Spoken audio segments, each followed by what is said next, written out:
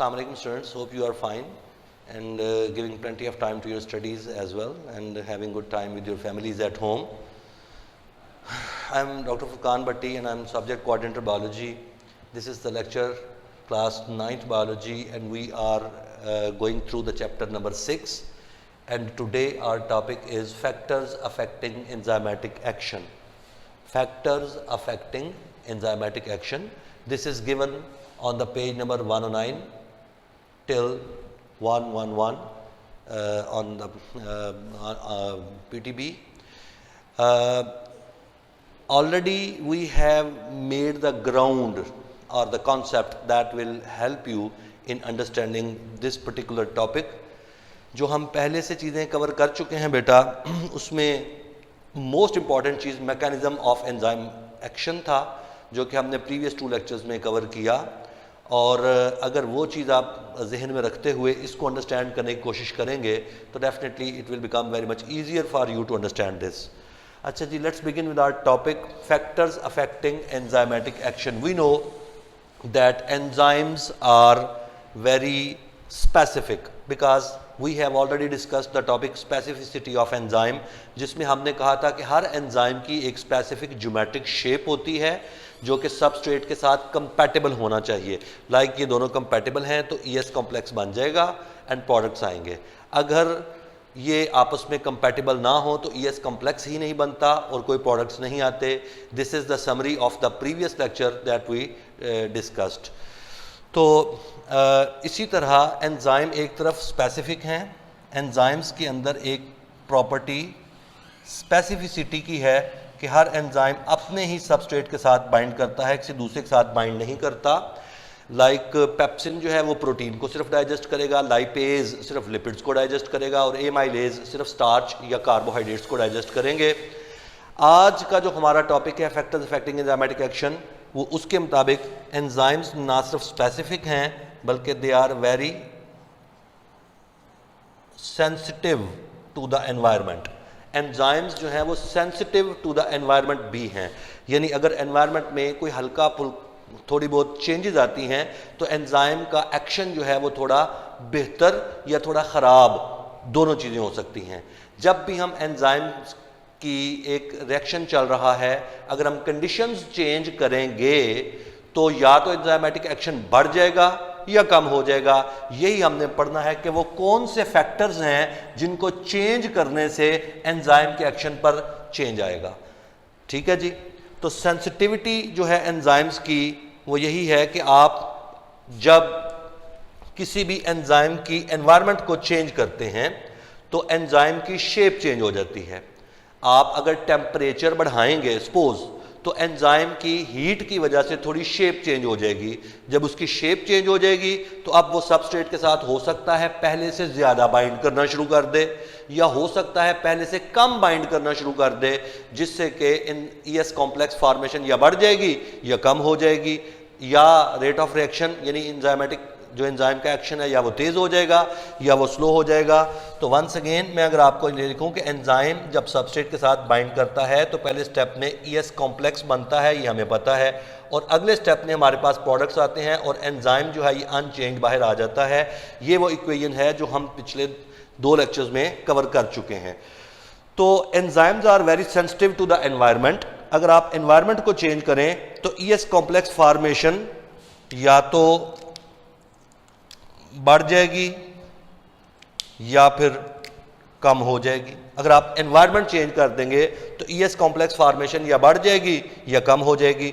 अगर ES complex ज़्यादा बनते हैं तो you will get more product, और अगर ES कॉम्प्लेक्स कम बनते हैं then you will get less products. तो ये इस पूरे टॉपिक का थीम है जो मैंने आपको एक्सप्लेन किया. आइए अब हम देखते हैं कि वो कौन से फैक्टर्स हैं जो एंजाइमेटिक एक्शन को चेंज कर सकते हैं. हम उन्हें 1 बाय 1 डिस्कस करेंगे. तो उन फैक्टर्स में से आपकी बुक में जो दिए हुए हैं दे आर ओनली 3. वो 3 फैक्टर्स जो दिए हुए हैं उनमें पहला फैक्टर ये है कि टेम्परेचर, और जो एक फैक्टर और दिया हुआ है वो pH का दिया हुआ है, और एक तीसरा फैक्टर भी दिया हुआ है कंसंट्रेशन ऑफ सबस्ट्रेट. वो जो कंसंट्रेशन ऑफ सबस्ट्रेट है वो हम अपने नेक्स्ट लेक्चर में डिस्कस करेंगे। इस लेक्चर में we are going to discuss only 2 factors, the effect of temperature on enzymatic action और effect of pH on enzymatic action. हम सिर्फ 2 चीजें इसमें डिस्कस करेंगे। एक तीसरा फैक्टर भी आपकी बुक में दिया हुआ है, वो है concentration of substrate, that will be discussed in the upcoming lecture.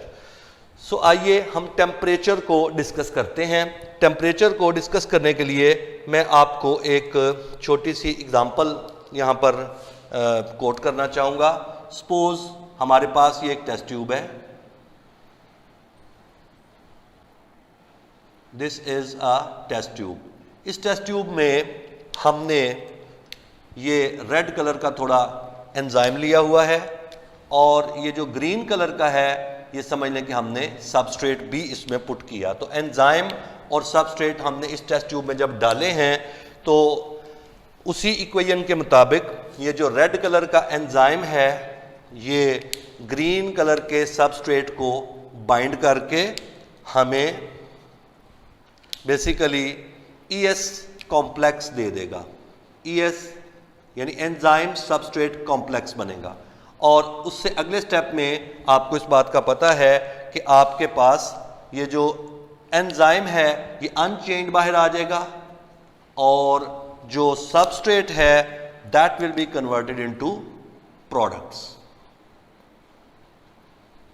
ये हम ऑलरेडी चीजें कवर कर चुके हैं। यू कैन सी कि एंजाइम अनचेंज्ड बाहर आ जाएगा और ये जो सबस्ट्रेट है that will be converted into products. दरमियान में एक इंटरमीडिएट ES कॉम्प्लेक्स भी बनना है। अच्छा जी, ये सारा सपोज ये सारा जो रिएक्शन हो रहा है ये रिएक्शन हम टेम्परेचर ले रहे हैं सपोज 30 डिग्री सेंटीग्रेड। ठीक हो गया बेटा, ये रिएक्शन हो गया है, प्रोडक्ट्स आ गए हैं। इसी रिएक्शन को एक और बंदा अब परफॉर्म करने लगा है बट उसने टेम्परेचर जो है वो 32 डिग्री सेंटीग्रेड लिया है। टेम्परेचर यानी इंक्रीज किया है, 30 से 32 पे हम चले गए हैं ना। तो टेम्परेचर जब इंक्रीज करेंगे तो हम देखेंगे कि यहां पर जो एंजाइमेटिक एक्शन जो चल रहा है टेस्ट ट्यूब में, जो एंजाइमेटिक एक्शन चल रहा है 30 डिग्री सेंटीग्रेड पर, अगर इसकी रफ्तार या स्पीड या रेट ऑफ रिएक्शन यानी RR means rate of reaction. अगर आपको कॉमन वर्ड्स में बोलूं तो मैं कहूंगा speed of reaction. Suppose speed of reaction इतनी है, 1 एरो से हम रिप्रेजेंट कर रहे हैं। जब हम टेम्परेचर बढ़ा रहे हैं तो आप देखेंगे कि रेट ऑफ रिएक्शन पहले से बढ़ गया है, यानी कि रफ्तार तेज हो गई है। रेट ऑफ रिएक्शन जो है ये रेड कलर से हम जो शो कर रहे हैं RR, ये rate of reaction 30 degree centigrade पे कम था, 32 पे बढ़ गया है। अब एक और बंदा है या इसी एक्सपेरिमेंट को हम 34 डिग्री सेंटीग्रेड पर अगर चलाएं इस रिएक्शन को तो हम देखेंगे कि रेट ऑफ रिएक्शन और बढ़ जाएगा। यानी टेम्परेचर बढ़ाने से आप देख लें कि टेम्परेचर एक तरफ आप बढ़ाते जा रहे हैं तो दूसरी तरफ रेट ऑफ रिएक्शन भी बढ़ता जा रहा है। इसको आप फिजिक्स की लैंग्वेज में या साइंस की लैंग्वेज में डायरेक्टली प्रोपोर्शनल कह सकते हैं कि जैसे जैसे आप टेम्परेचर बढ़ाते जा रहे हैं रेट ऑफ रिएक्शन देख लें बढ़ता जा रहा है। उसके बाद इसी रिएक्शन को अगर हम 36 डिग्री सेंटीग्रेड पर कंडक्ट करें तो हम देखेंगे कि रेट ऑफ रिएक्शन और बढ़ गया है, पहले से भी ज्यादा तेजी से ES कॉम्प्लेक्स बन रहे हैं, हमें ज्यादा प्रोडक्ट मिल रहा है, बढ़ता जा रहा है। उसके बाद हम इसको सपोज अगला टेम्परेचर 37 डिग्री सेंटीग्रेड पर लेके जाते हैं तो एज पर रूटीन जैसे जैसे हम टेम्परेचर बढ़ा रहे हैं रेट ऑफ रिएक्शन पहले से और तेज होता हुआ हमें महसूस होगा। इसी रूटीन के अकॉर्डिंगली अगर हम टेम्परेचर को 38 डिग्री सेंटीग्रेड पे ले जाएं तो हम ये एक्सपेक्ट कर रहे हैं। आप बताएं आप क्या एक्सपेक्ट कर रहे हैं? आप यही एक्सपेक्ट कर रहे हैं कि टेम्परेचर बढ़ाने से रेट ऑफ रिएक्शन बढ़ता है तो अब मजीद रेट ऑफ रिएक्शन बढ़ना चाहिए, लेकिन हम इस बात पर हैरान हो जाएंगे कि रेट ऑफ रिएक्शन पहले से कम हो गया है। ये क्या हुआ? ये तो आउट ऑफ रूटीन है। पहले हम टेम्परेचर बढ़ाते थे रेट ऑफ रिएक्शन बढ़ता था, अब हमने टेम्परेचर 37 से बढ़ा के 38 किया है। हम एक्सपेक्ट कर रहे थे कि रेट ऑफ रिएक्शन और बढ़ जाएगा, लेकिन बढ़ने की बजाय आप देख सकते हैं कम हो गया है। आप टेम्परेचर को और बढ़ा के देख लें, आप 39 पे जाएं, 40 पे जाएं, जितना जितना आप टेम्परेचर बढ़ाते जाएंगे रेट ऑफ रिएक्शन पहले से मजीद कम होता जाएगा। तो ये जो डाटा हमने सामने लिखा है, इस डाटा से पता चल रहा है कि टेम्परेचर बढ़ाने से रेट ऑफ रिएक्शन बढ़ता है। ठीक है बेटा, बढ़ता है, but up to a limit, इस लिमिट तक। उसके बाद अगर आप टेम्परेचर बढ़ाएंगे तो रेट ऑफ रिएक्शन कम होना शुरू हो जाएगा। समझ गए बात को? यानी टेम्परेचर बढ़ाने से रेट ऑफ रिएक्शन बढ़ता है अप टू अ लिमिट, उसके बाद अगर आप टेम्परेचर बढ़ाओगे तो रेट ऑफ रिएक्शन बजाय बढ़ने के उल्टा कम हो जाएगा। सो ये सारा डाटा अगर हम ग्राफिकली रिप्रेजेंट करना चाहें, सपोज हम इसको ग्राफ की फॉर्म में अगर बनाना चाहें तो हम यहां पर इसका ऊपर ग्राफ जो है वो बनाते हैं और उसको हमने क्या कैसे एक्सप्लेन करना है वो भी आपको बताएंगे। ये देखिएगा, ये इसका वाई एक्सिस है ग्राफ में, और जाहिर बात है कि ये एक्स एक्सिस है। किसी भी ग्राफ में दो एक्सिस होते हैं, और आप देखें इसकी जो कर्व आएगी वो ये बेल शेप्ड कर्व आएगी, और ये देखें कि ये इस तरह आएगी। यानी आप वाई एक्सिस पे हमेशा क्या लेंगे बेटा? वाई एक्सिस पे आप हमेशा आर यानी रेट ऑफ रिएक्शन लेंगे, और एक्स एक्सिस पे हम जो पढ़ रहे हैं टेम्परेचर, बेसिकली हम टेम्परेचर को एक्स एक्सिस पे रिप्रेजेंट कर रहे हैं। एक्स एक्सिस पे टेम्परेचर है, वाई एक्सिस पे रेट ऑफ रिएक्शन है, और आप देख सकते हैं कि जैसे जैसे हम टेम्परेचर को बढ़ाते जा रहे हैं रेट ऑफ रिएक्शन बढ़ते बढ़ते बढ़ते बढ़ते एक स्पेसिफिक लिमिट तक इंक्रीज हुआ है। उसके बाद, और वो लिमिट यही है 37 डिग्री सेंटीग्रेड, उसके बाद जब हम टेम्परेचर बढ़ा रहे हैं तो रेट ऑफ रिएक्शन में कमी आना शुरू हो गई है। समझ आ गई बात बेटा? यानी इस ग्राफ के जो कर्व बनी है इसके 3 पोर्शन हैं, आप देख सकते हैं। मैं इसके 3 पोर्शन को आप डिफरेंट अगर कलर से शो करना चाहूं तो आप समझ लीजिए कि इसके 3 पोर्शन जो इस कर्व के बनेंगे वो एक तरह से ये 3 पोर्शन हैं कि शुरू में यहां पर क्या हो रहा है, ये जो पहला पोर्शन ये है इसका रेड से रिप्रेजेंट हो रहा है, दूसरा ग्रीन वाला है, और तीसरा ब्लैक वाला है। ये 3 पार्ट बनेंगे और वो यही स्टेटमेंट है। क्या अब हम स्टेटमेंट क्या देंगे? By increasing the temperature of an enzymatic action, the rate of reaction increases up to a limit, after which it starts decreasing. अब इसी को ग्राफ पे देखें। By increasing the temperature, the rate of enzymatic reaction increases up to a limit, after which it comes down. Rate of reaction कम होना शुरू हो गया है। तो यही इनका टेम्परेचर का इफेक्ट है ऑन एंजाइमेटिक एक्शन। समझ आ गई बात बेटा? तो अब हमने देखना है कि यहां पर रेट ऑफ रिएक्शन बढ़ रहा है। ये जो मैं इसको लिख के, ये जो पॉइंट नंबर 1 हमने ऊपर लिखा, इस केस में क्या हो रहा है? रेट ऑफ रिएक्शन बढ़ रहा है। द क्वेश्चन इज कि क्यों बढ़ रहा है? और उसके बाद ये जो ग्रीन वाला पोर्शन नंबर 2 है, इसमें रेट ऑफ रिएक्शन मैक्सिमम है, वाई मैक्सिमम। तो पॉइंट नंबर 2 पर हम ये करेंगे कि वाई मैक्सिमम, यहां पर मैक्सिमम क्यों है और इसे हम क्या नाम देते हैं। और तीसरे नंबर पर ये जो पोर्शन है इसमें रेट ऑफ रिएक्शन नीचे आ रहा है। द क्वेश्चन इज कि अब ये नीचे क्यों आ रहा है? पहले तो ये बढ़ रहा था, अब ये नीचे क्यों आ रहा है? तो ये 3 बातें आपने इसमें डिस्कस करनी है। देखिए यहां पर आप हीट एनर्जी जो देते हैं, यहां पर रेड वाली कर्व को, तो जो हीट एनर्जी आप देते हैं that is converted into kinetic energy. ये आप जो हीट देते हैं उससे क्या होता है कि टेस्ट ट्यूब के अंदर एंजाइम और सबस्ट्रेट की काइनेटिक एनर्जी बढ़ जाती है, वो ज्यादा तेजी से मूव करते हैं, जिससे एंजाइम और सबस्ट्रेट के कुलयन यानी टक्करें, कुलयंस ज्यादा होते हैं।